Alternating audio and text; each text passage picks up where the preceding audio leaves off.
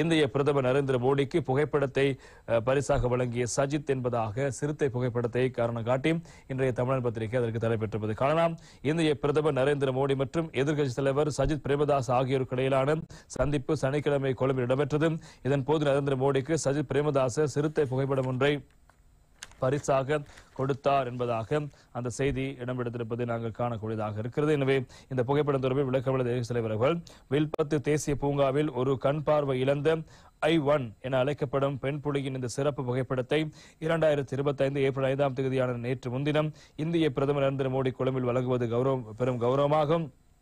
ஒரு கண் பார்வை இழந்திருந்தாலும் காட்டின் சவால்களை வெற்றிகரமாக எதிர்கொண்டு வாழும் இந்த சிறப்பான விலங்கு இலங்கையின் இயற்கை பாரம்பரியம் மற்றும் அழகின் உண்மையான சின்னமாகும். அதன் கவர்ச்சிகரமான நீல கண் சவால்களை எதிர்கொண்டு அதன் வாழ்க்கை பற்றி நீண்ட கதையை சொல்கிறது. ஒருவேளை குளுக்கோமா கேடரக் அல்லது ஏதாவது விபத்து காரணமாக ஏற்படும் நிலை, ஆனால் இது காட்டில் பாதுகாப்பாக உறுதியாக இருப்பது விலங்குகளின் சவால்களை வெற்றி கொள்வதற்கு சின்னமாகும்.